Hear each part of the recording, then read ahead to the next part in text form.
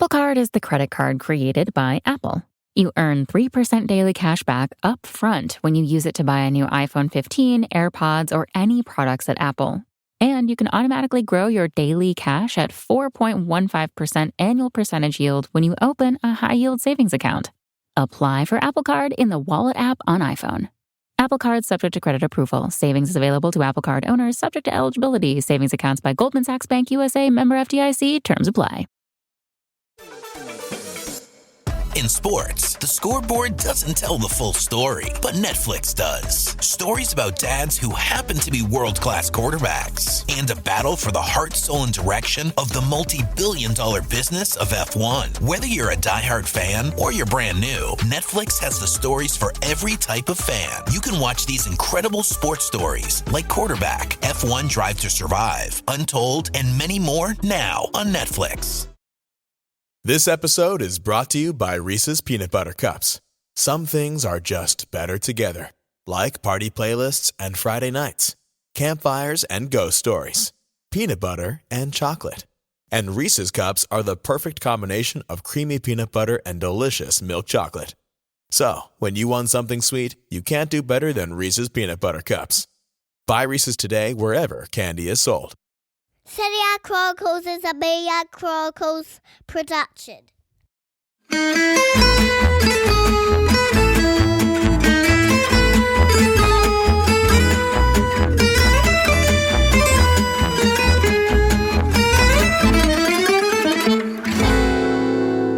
Mina, you talked about being sort of sad to be at the end of it. I was wondering how you're feeling about Morocco being out of it as well. I know you've really enjoyed their run to reach the semi-final. It's always really nice when you have like a team that you would never expect together. And also there's sometimes when you have a team that just plays really poorly. So you think they're there because, you know, like they've done it and well done to them. But I actually think Morocco played well. People were comparing them to Greece at the time. And I was like, no, that's pretty harsh. But I also understand that because they spent a lot of their time obviously defending, right? And it was that masterful defense and then getting a goal when they could. And then it was back to defending. And interestingly enough, when they chose not to do that and tried to have the possession and play their game, they ended up losing 2-0 to France, you know, which just led me to the realization that Allegri is the perfect coach. Oh my goodness. You know, every conversation with Mina eventually finds its way back to Allegri. And a compliment for him. You know, it's hilarious because France was so good, yeah? In the sense that they're just very much like, we're going to take our chances. You have the ball. Let's see what you can do because we're pretty sure we can defend against it, you know? Hugo Lloris, managed such amazing, saves. There was obviously, not enough quality in Morocco's attacks. But in my head, I'm like, yup, you know, little possession, a little bit like Japan, scoring your chances when you're supposed to, and wham bam, and that's Allegri's football. And it's winning. It was winning. You know, they reached the semi-finals, and now France has gone to the final. I mean, look, I think it's worth saying on Morocco, the fact that this game felt as close as it did for as long as it did to me was extraordinary. They start the game with missing, obviously, sort of one of their starting centre-backs, and it's immediately obvious that Romain Saiss is not going to make it. He is so far off the pace and it's exposed on that first goal. Perhaps he should never have started. Yeah.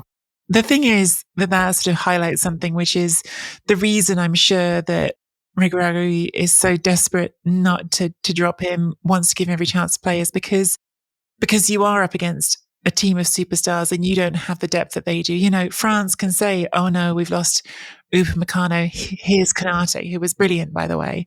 Morocco are already sort of trying to overcome a talent gulf and then being told you're going to miss all these defenders. I understand trying to hang on, but you know, Saiss is exposed on the first goal and has to come off. So then you're missing both your starting centre-backs. Mazraoui only makes it to half-time.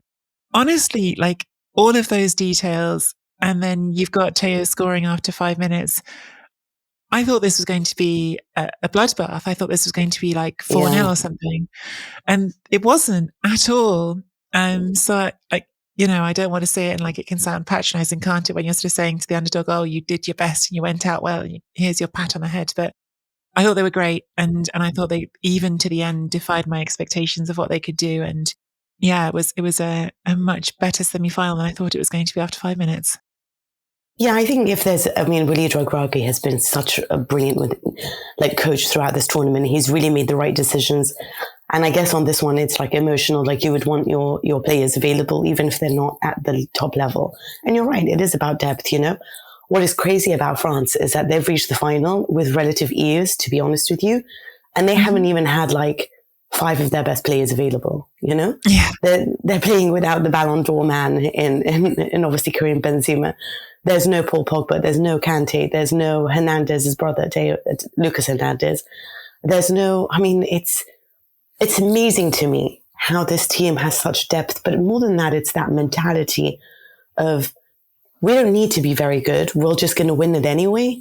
And like a lot of people were saying about France and England, and there was just this belief in me that regardless of how well England played, regardless of however well their opponents have played, France has always been able to just get the goal that they need to win the game. They're just clinically efficient to have managed this game. But I know that with a lot of Morocco, with everyone, what they were saying about Morocco was that it is the underdog story. And obviously they got there with defending. But it was nice of them to have gone out showing us what they can do. It was really good football. Amrabat has been amazing in midfield, quite clearly probably the best midfielder that we've seen. Griezmann as well, has been sensational just in attack and defence. Let's not erase Luka Modric, hang on, but Amrabat's been very good. Yes, and of course, Luka, yes, you're right. I guess it's a different role, maybe, but yeah. There are so many different examples actually of great midfielders as well. But it was actually a good game. They play good football. And I when they went out, they were disappointed. It wasn't like, oh, it was so good that we reached this far and accepted it. No, they were really genuinely upset.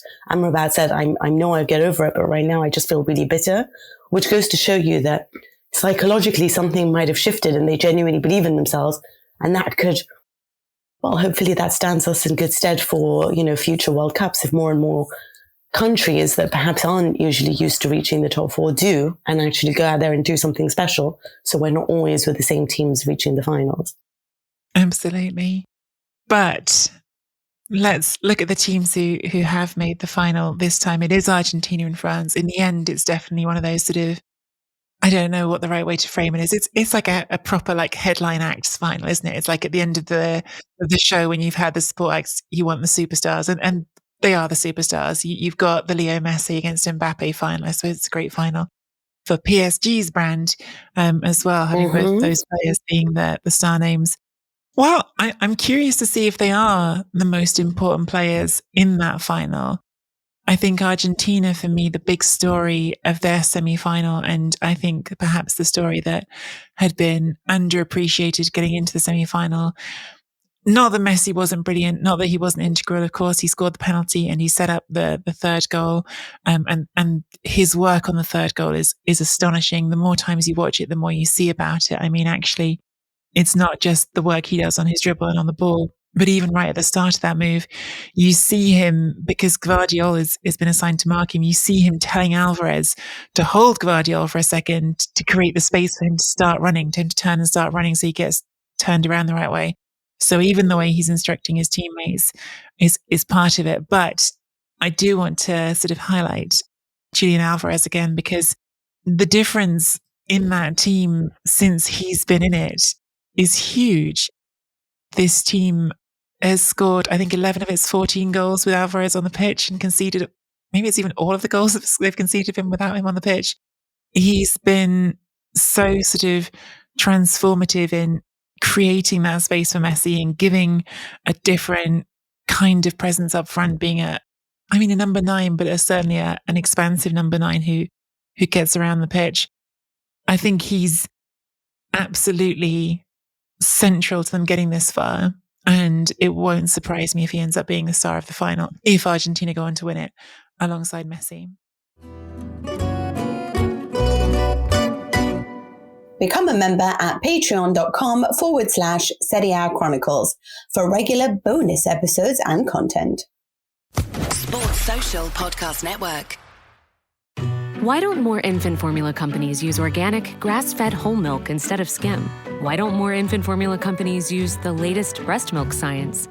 Why don't more infant formula companies run their own clinical trials?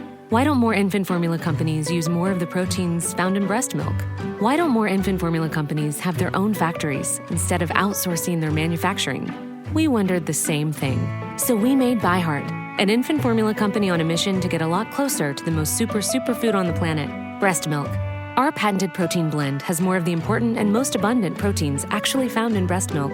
We're the first and only US-made formula to use organic, grass-fed whole milk, not skim. We even conducted the largest clinical trial by a new infant formula company in a quarter century, with clinically proven benefits like easier digestion, less spit up, and softer poops versus a leading infant formula. And we make our own formula in the USA and our very own factories in Iowa, Oregon, and Pennsylvania. ByHeart, a better formula for formula. Learn more at byheart.com.